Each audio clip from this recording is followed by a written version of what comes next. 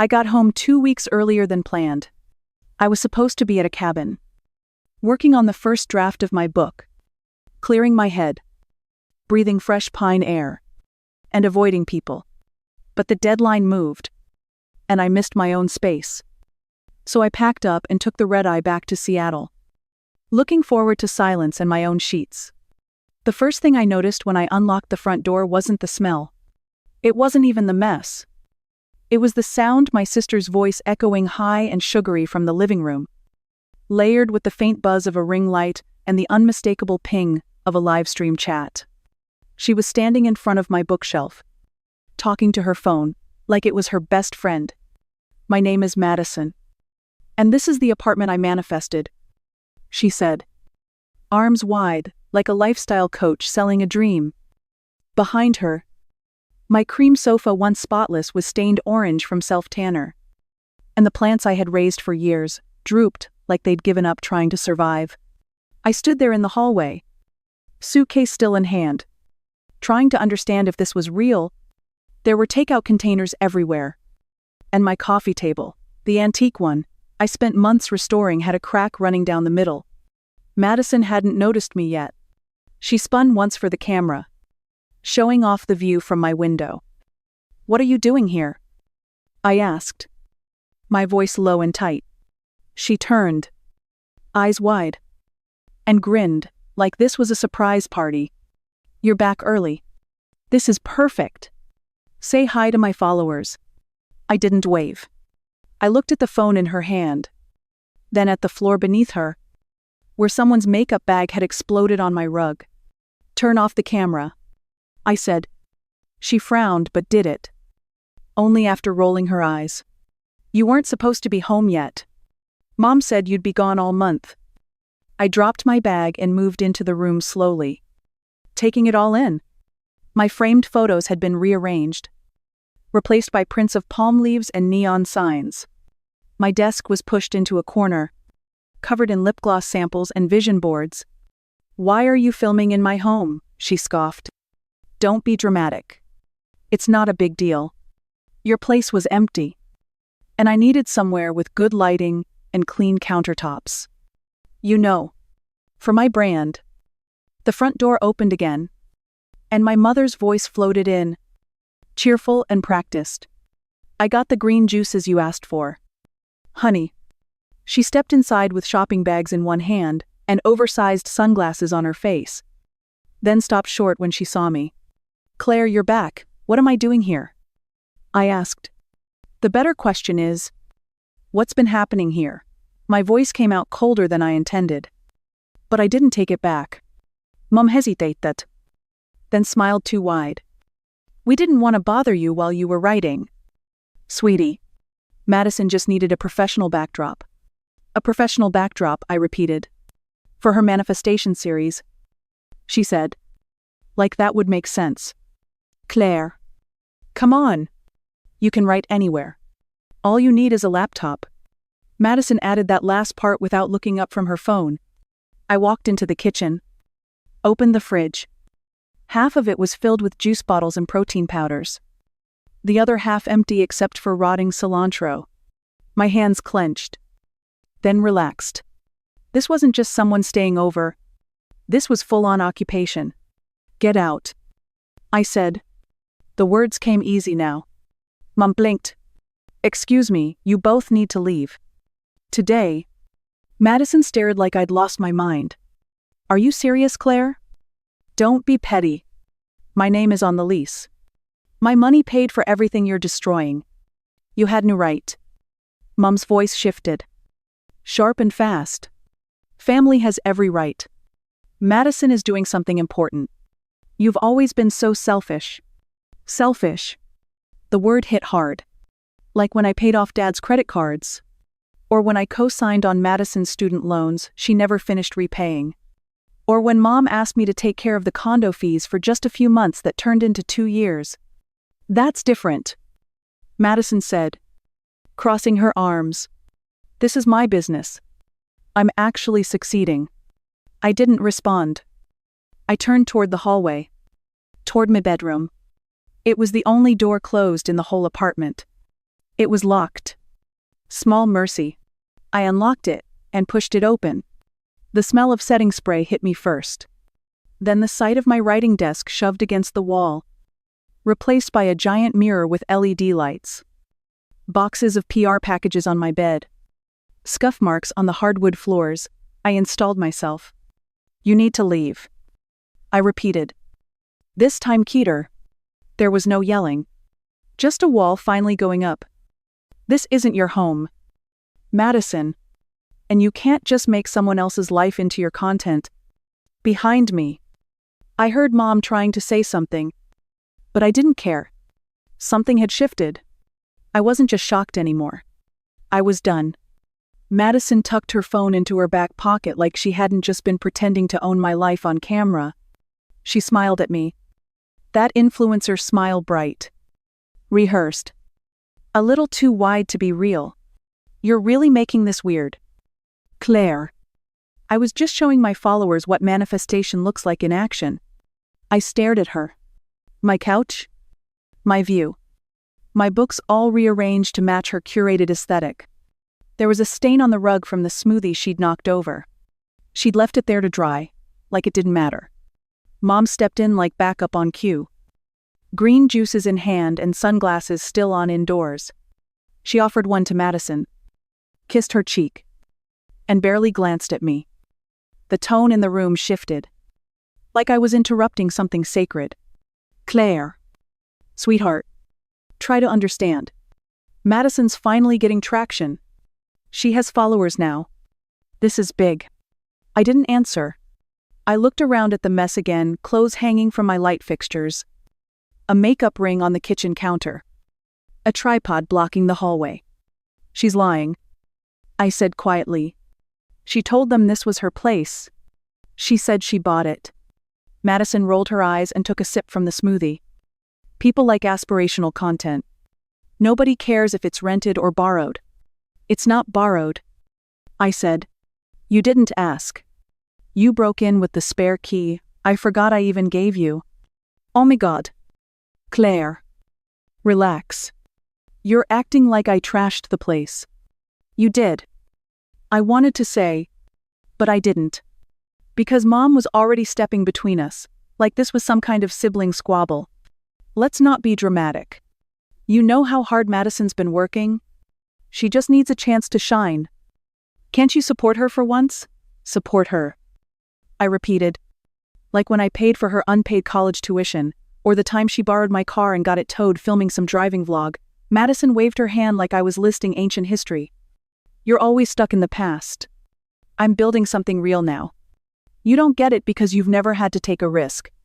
I felt my fingers curl inward, nails digging into my palm. I was the one who took risks. I'd left a stable job to write a book that no one guaranteed would sell. I'd saved for this apartment for years. Alone. But in this room, I was the villain. The obstacle. The bitter sister who wouldn't get out of the way. "You really can't just let her have this?" Mom asked. Her voice so gentle, it felt like poison. "You live such a small life. Claire. Let Madison dream bigger." The silence that followed wrapped around me like a rope. Tight. Familiar. And so loud, I could barely breathe. We sat around my dining table, like it was some kind of negotiation. Madison had set up her camera just an hour before, capturing a smoothie haul and an unboxing on that same table, using my marble counter as a backdrop for her skincare tutorial. Now, she sat across from me in leggings and a sports bra, scrolling through her phone like this wasn't real life. Mom was to my right, sipping tea she didn't make. And Dad had shown up, too quiet, like always, hands folded, pretending he wasn't choosing sides. "It's just temporary," Mom said. "Maybe 3 months. 4 at most. She's in talks with sponsors and they're asking for consistency. And your apartment gives her that look. That lifestyle." She smiled. Like that explained everything. Madison didn't look up. "I need a place that reflects success. My audience expects growth. You understand, right?" I nodded once. Not in agreement. But because I didn't trust myself to speak, I stared at the little dent on the edge of the table. The one I made moving it in years ago. My first real furniture. My space. My savings. Now they were asking me to leave it behind so someone else could pretend it was theirs. "We're already looking at short-term rentals for you," Mom added brightly. "There's a lovely studio in Belltown, cozy. Clean. Not too far. You could still write there." I wanted to ask her if she even remembered why I got this place in the first place. Not just to own something, but to finally have peace. A space that didn't come with guilt or noise or expectations. A space that was mine. Dad reached into his coat and pulled out an envelope. Just something to help with the move. 3 months rent. "Madison needs the apartment more right now. You can always come back later." I didn't touch the envelope. I just watched his hand hover over it. Like maybe if he waited long enough, I'd be grateful. I looked at Madison. Still not making eye contact. Still treating this like a business arrangement. Because to her, maybe it was. Maybe it always had been. That was the moment something shifted. I'd spent years believing I was helping. Being practical. Being reliable. But now I could see it. They weren't asking for support. They were asking for surrender.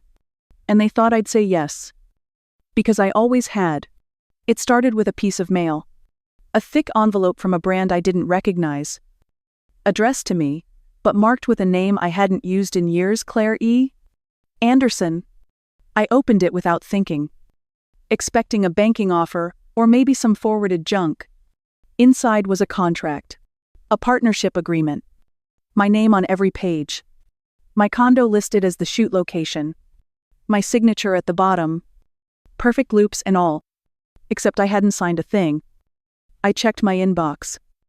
The one I barely used anymore. And there it was. An email chain between Madison and a marketing director. Confirming usage rights. Location releases. Exclusivity clauses. All sent from her business address.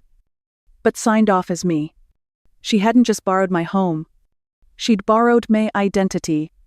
I didn't throw anything. I didn't cry. I walked to the bookshelf. Pulled down the hardcover that didn't belong. Opened it. And slid out the flash drive I'd hidden behind the jacket years ago. It had started as a precaution. Back when Mom first took out a credit card in my name and swore she'd pay it back. I told myself I was paranoid. But still I saved things. Then I went to the hallway. Pulled up the camera app. One in the lamp base. One behind the bookshelf. One by the thermostat. All disguised. All legal. I watched footage of Madison giving a virtual apartment tour. Pointing to my desk like it was hers. Gesturing to my kitchen and calling it the heart of her brand. Later that night, I opened my laptop and logged into a separate drive. Screenshots. Statements. Contracts. I wasn't looking to destroy her. I was looking to protect myself. And I finally understood I couldn't do both. I called a lawyer the next morning. Not the family lawyer Dad always used. Someone new.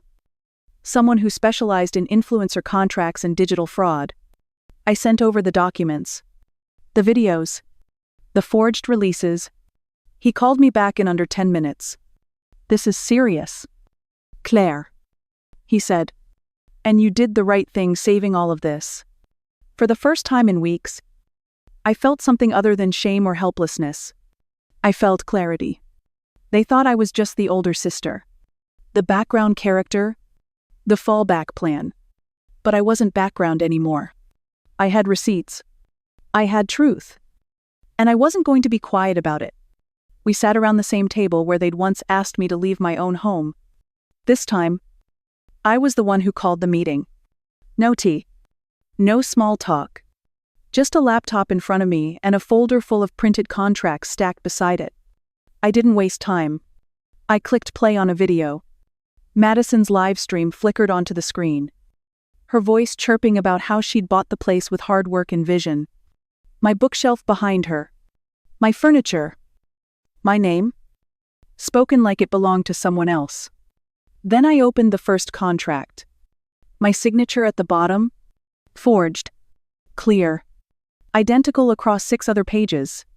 Dad leaned back. Face pale. Mom's expression didn't move, but her fingers tightened around her glass. Madison looked away.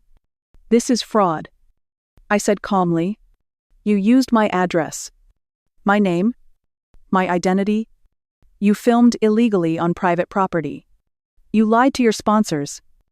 And you dragged me into it. Claire. Mom started. But I held up a hand. No lectures. No explanations. I've spent years cleaning up your messes. This isn't one of them. I turned to Madison. You have 24 hours to come clean. Contact your sponsors. Remove my name from every deal. Tell them the truth. And if I don't? She asked, her voice sharper than she meant it to be. Then I go public. I said. With everything. The contracts. The security footage. The party violations. The emails. The signatures. You wouldn't do that, Dad said softly. It would ruin her. You're talking about your sister. I met his eyes. And you're talking about someone who committed a crime. You all made choices. Now you get to live with them. For a long moment, no one spoke. Just the sound of the hard drive humming under the table. And my own heartbeat finally slowing down. I wasn't asking for permission anymore. I wasn't asking for anything. I was giving notice. The notification hit my phone at 1:47 a.m. Security alert noise complaint logged for Unit 18C. I was in a hotel by then, trying to reclaim sleep in a room I paid for because I no longer felt safe in the one with my name on the deed. I checked the Condo's building app out of habit and saw another alert. Then another. Then Angela from management called. You need to see this, she said. I pulled up the live stream before she finished. Hugo's voice blared through the speaker. Welcome to the wildest penthouse in Seattle. Baby. The camera panned across my living room, now packed with strangers. Red solo cups. Smoke curling in the corners. Someone dancing on the edge of the coffee table I'd refinished by hand. A girl tossed a champagne bottle toward the ceiling, hitting my chandelier, making it sway. Someone else, maybe 17, maybe not even that, leaned over the balcony railing, laughing too hard. Then came the scream. The camera jerked. Someone shouted. The screen cut out. 10 minutes later, Angela sent me a message. One guest had fallen off the balcony into the building's second-story pool. They were alive, but pressing charges. The police were on site. There were 3 formal complaints from residents already. If any more came in, management would begin eviction proceedings. I didn't answer her. I just opened the security feed I'd kept quiet about. In clear HD footage, Hugo handing out shots. People rifling through my kitchen drawers. Someone trying on my blazer and taking selfies. Madison filmed it all, narrating into the camera like it was just another day in her perfect life. And when the music got louder, when someone unplugged the lamp to plug in strobe lights, when glass shattered in the hallway, she didn't blink. She called it momentum, called it engagement, called it content. I sat in the dark and watched all of it. Not because I needed confirmation, but because I needed to be sure I wasn't overreacting, that this wasn't something I could still fix with an awkward conversation and another apology I didn't owe. It wasn't. This wasn't just disrespect. It wasn't even recklessness anymore. It was liability. It was legal. It was the kind of mistake people got sued for. And I wasn't going to be the one paying for it. Not again. I sent the message at exactly 9 a.m. No fluff. No anger. Just a single line. You have 24 hours to tell the truth. Or I will. By noon, my phone was flooded. Mom called first. Her voice already trembling with rehearsed disappointment. This is your sister, Claire. You're not really going to ruin her life over a few mistakes. Then came Dad. Quieter but no less pointed. Be reasonable. This doesn't need to be a public spectacle. We're family. We can figure this out. I didn't respond. I didn't explain. I let the silence speak. It was the first time in years I didn't try to make anyone feel better about what they'd done to me. Madison texted a list of conditions. If I backed off, she'd take down a few videos. She said she was sorry I felt hurt. As if my feelings were the problem, not her actions. Then she tried something else, an old photo of us as kids. 2 girls in matching sweatshirts. Smiling. The caption said, "Can't we just go back to this?" I closed the message and turned off notifications. When the sun went down, I sat at the desk she had covered in makeup not long ago. The apartment was still half destroyed, but the walls were quiet now.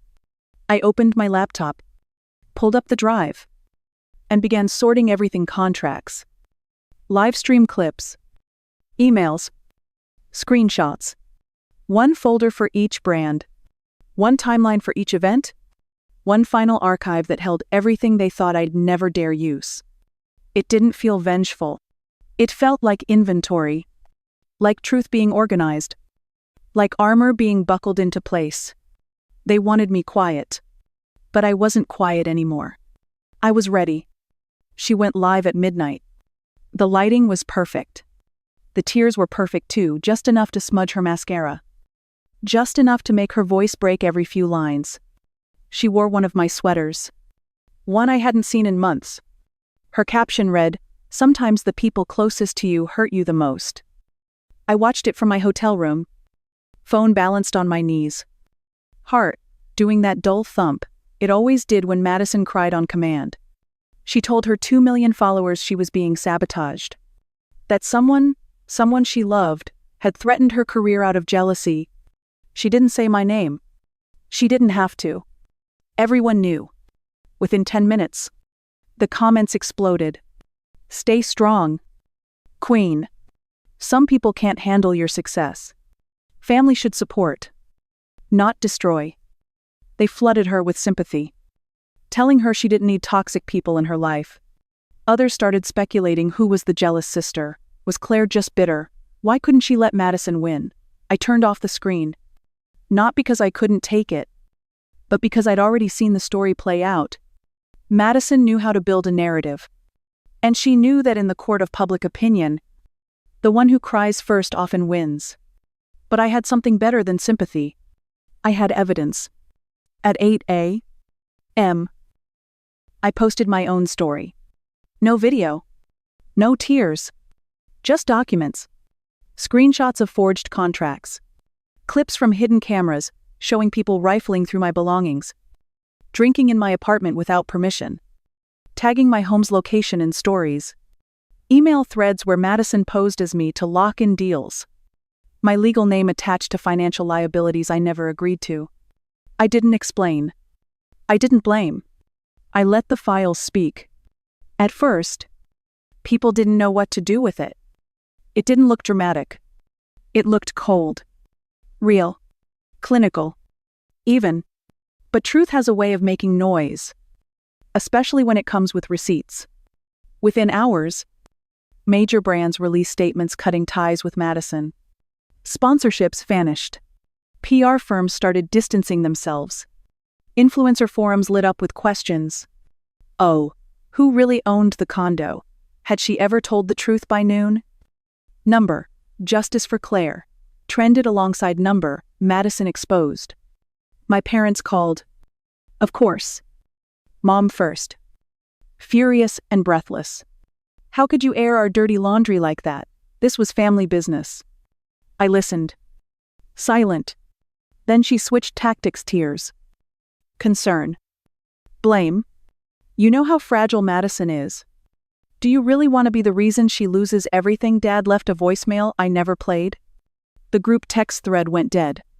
Then it came back to life with legal threats. Mom said they were considering suing me for defamation. I sent her a PDF of the condo deed with my name on it. Then a clip of Madison telling her followers she owned it outright. And still, some people called me cruel. Said I should have handled it privately. That I had humiliated my sister publicly. They weren't wrong. I had, but not out of pettiness, out of necessity. She chose the stage. I just made sure the spotlight worked both ways. Somewhere in the chaos, I realized I wasn't angry anymore. Not even sad. What I felt was something sharper, clearer. Like standing outside in winter air after being in a smoke-filled room too long. I had spent years carrying their messes in silence, letting my name, my credit, my peace become collateral damage. And when I finally said no, really said no, I became the villain in her story. But maybe that was fine. Maybe villains were just heroes who finally drew a line. Maybe peace always looked a little like betrayal to the people who benefited from your silence. I turned off my phone. Let the storm rage online. Let the people who once called her an icon scroll through truth until it burned through their illusion. I didn't need them to love me. I didn't need them to know every detail. I just needed one thing: my name back. And now, finally, I had it. I didn't write the post to go viral. I wrote it because the silence had started to feel like a second betrayal. Not theirs. Mine. Every time I let it go, every time I swallowed the discomfort and told myself family meant forgiveness, every time I made excuses for the way they chipped away at my boundaries and called it love, I titled it simply "What They Took." It wasn't dramatic. It was honest. I told them how my name had been used to secure deals I never saw. How my apartment became a film set I never agreed to. How the people I trusted most turned my life into content. Then called me selfish when I asked for space. I attached screenshots and timelines. I added the video of the party, the receipts, the emails. But what mattered more than the proof was the pause. The way I ended each paragraph with a breath, a truth that didn't rush to explain itself, just stood there and asked to be heard. By the next morning, the post had been shared over 500,000 times. Comments poured in from strangers, some furious, others tearful. They told me about sisters who stole their credit cards, parents who used their names to dodge bills, friends who gaslit them into silence. You made me feel seen. I thought I was crazy. I've never told anyone this. I read each one. Quietly. From the couch I had just replaced. My home still smelled like paint and dust. Like something unfinished. But it was mine again. I wasn't smiling. I wasn't celebrating. But I felt lighter. For the first time, I understood that telling the truth wasn't about vengeance. It was about restoration. The kind you do slowly. Gently. With both hands. The kind that takes your voice and gives it weight. My silence had protected them for years. Now it was finally protecting me. The messages came in waves. My lawyer forwarded the first notice. Madison was now under formal investigation for contract fraud. Then the condo board followed up. They'd voted to permanently ban her from the building. Too many violations. Too many risks. They thanked me for cooperating. Said I'd handled everything with grace. The next update came from a local journalist. My father's name had surfaced in several of the forged agreements. His signature didn't appear. But his approval had. Quiet. Complicit. Legal exposure pending. He hadn't called since. My mother's social calendar vanished almost overnight. The women she once lunched with now avoided her name entirely. The whispers were fast and sharp about enabling. About parenting. About appearances finally cracking. Her invitation-only charity gala was cancelled. A committee seat removed. The phone call she left me was short. Defensive. You didn't have to drag us down with her. But I hadn't dragged anyone. I had simply stepped out of the role they wrote for me. And the gravity of truth did the rest. The apartment, meanwhile, was slowly becoming whole again. The rug had been replaced. The floors were refinished. The bookshelf was back where it belonged. The silence was different now. Not heavy. Just clean. After everything, I didn't feel triumphant. I felt still. Like the storm had passed. And all that was left was the sound of breathing. I didn't post another update. I didn't answer reporters or respond to new comments. I didn't clarify or defend. The process was still unfolding: insurance claims, legal filings, documentation. But I didn't need to chase the noise anymore. It would move on without me. This wasn't the chapter where I fought anymore. This was the one where I rebuilt. Not to prove anything, just to begin again. On my terms. In my name. She showed up on a Tuesday afternoon. No camera. No sunglasses. No performance. Just Madison? Smaller somehow. Quieter. Her hair was pulled back. Her eyes swollen. And the ankle monitor beneath her jeans caught the sunlight when she stepped inside the coffee shop where we agreed to meet. She didn't hug me. She didn't even sit right away. She slid a folder across the table. Inside was a cashier's check. Not the full amount, but enough to mean something. Along with it, a typed statement: her confession. Every brand. Every contract. Every lie she'd signed in my name. She looked at me as I flipped through it. Waiting for something I didn't owe her. That's all I have, she said. For now. I know it's not enough. I didn't answer. Not right away. I let the silence sit there between us. Real silence. Not the kind she filled with edits and filters. I never meant for it to go that far. She whispered. I didn't think it would catch up to me. I didn't think you'd actually fight back. I nodded once. Closing the folder. That's the problem.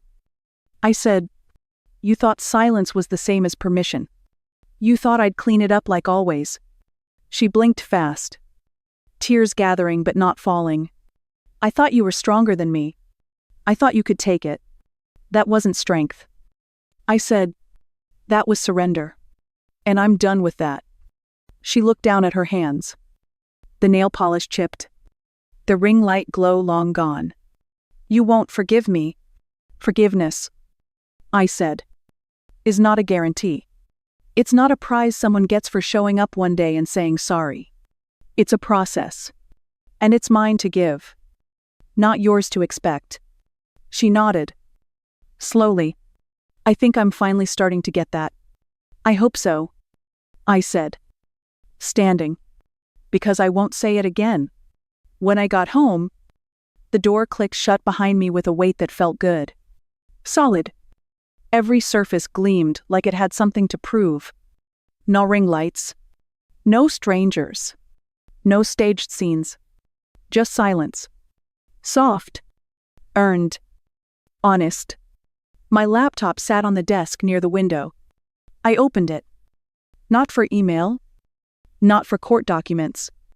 Not for damage reports. Just the blinking cursor. Waiting. I still didn't know what the book would be. Maybe it wouldn't be about what happened. Maybe it would be about what came after. Not revenge. Not victory. Just freedom. I sat down and started typing. If you've ever chosen silence because speaking up felt too costly, you're not alone. If you've ever told yourself that peace was worth more than being right, just to keep a relationship intact, I understand. I lived that way for years, quietly shrinking. Making space. Telling myself that love meant letting things slide. But sometimes, the cost of silence is higher than we realize. Sometimes, peace doesn't come from avoiding conflict. Sometimes, it comes from choosing yourself. Even when that choice makes you the villain in someone else's story, you don't owe anyone your voice, your space, or your forgiveness just because they share your last name. Choosing yourself isn't betrayal. It's survival. It's the moment you stop waiting for someone to see your worth and start living like it's already there. If any of this feels familiar, I'd love to hear your story. Leave a comment. Share what you've carried.